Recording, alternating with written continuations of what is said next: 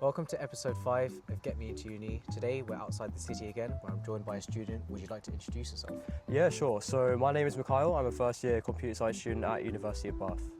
Well, thank you very much for your time, Mikael, and welcome to the show. Thank you for having me. It's a pleasure.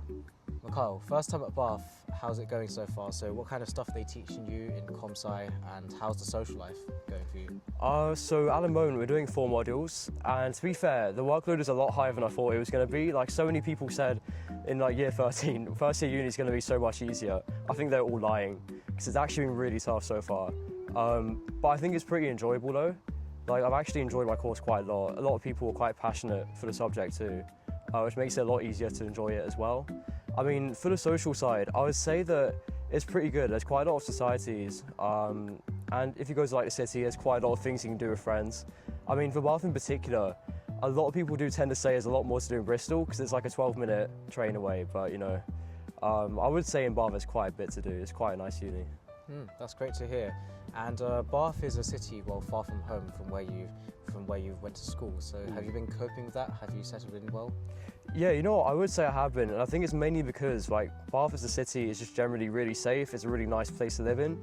Like, I was saying this to my flatmates, it feels like we're living in like a European city right now on holiday, and I think it still hasn't set in that I'm actually living away from home right now. So, and like, you know, we were all there for each other as well, so I would say it's been pretty good so far. Well, nothing beats the feeling of living in a European city, so if you get that, that's great. So Mikael, when applying for computer science, what A-levels did you take and how did they go for you? So I feel like some people would say I have a kind of a strange combination as far as A-levels go. So I took maths, French and computer science. And to be fair, for actually taking comp-sci at uni, you only have to do maths. And I think because of that, I kind of wanted to take something which was a bit more interesting to me. I was kind of picking between French and econ, but I just found French a lot more enjoyable. And in the end, I think it ended up working out because it was actually one of my A-star subjects. I think in general, I got A Sci A in my A-levels, and I would say they went pretty well. I think I underestimated the difficulty of coursework and stuff. I thought it would be quite easy if I just consistently did it, but I procrastinated a lot. And in like the last 2 weeks of computer science NEA, I was just struggling so much, working like 7 hours a day just to finish it on time.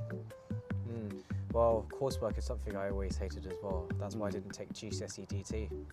And what were the qualities or supercurriculars in your personal statement that you think really made you stood out when you applied to university? I think one of the biggest things which I listed on my personal statement, this might be more of a computer science thing, but it's personal projects. It's like doing things outside of you know, what your NEA would be or what your like classwork would be. I was trying to do things which were fun for me, like making an app, or you know, I listed some like personal things I did on like Python, even just basic stuff like that. Just things to show that you have a passion outside of the subject as an A-level. I did that kind of thing, and I think that set me apart a bit because it showed that I wasn't just applying, for example, like for the money or just because I wanted to do like a good degree or whatever. I actually enjoyed it, and I think that kind of showed that I was going to be hopefully a good student in their degree course. Totally agree. This is a question from Boris, who was the last guest on this show. He asks, what is the best thing about university you've experienced so far? Best thing about uni so far? You know what, I'd probably say it was probably the opportunities that we've gotten so far. Because I mean, we've been at uni for like a month and a half. And I really feel like I've been surrounded by so many different like chances to do things or to go to places. Like, you have societies that go to competitions already, or like volunteer groups that are going off to Amsterdam for a conference, which I'm thinking of maybe signing up for. They're already doing like, what's it called, game jams for computer science and like programming competitions. So in general, I feel like there's so many different things you can do already, which will just kind of kickstart your career. Or like, for example, having recruiters come to uni and being able to make connections with them. I feel like that's something which I wasn't really expecting to happen, but like, we've already been starting to have that kind of thing, and that kind of stood out quite a lot for me. Very insightful, Thank you. And what is one question you'd like to ask the next guest on this show? I think for the next person who comes on, I want to ask, what do you think was one of the biggest things which helped you achieve in your A-levels, or like got you through to the end of that year 13 grind? Very interesting. Stay tuned to see the answer. And final question for today, can we get a room tour? Yeah, of course, right. Should we go? Yeah, let's go. Yeah.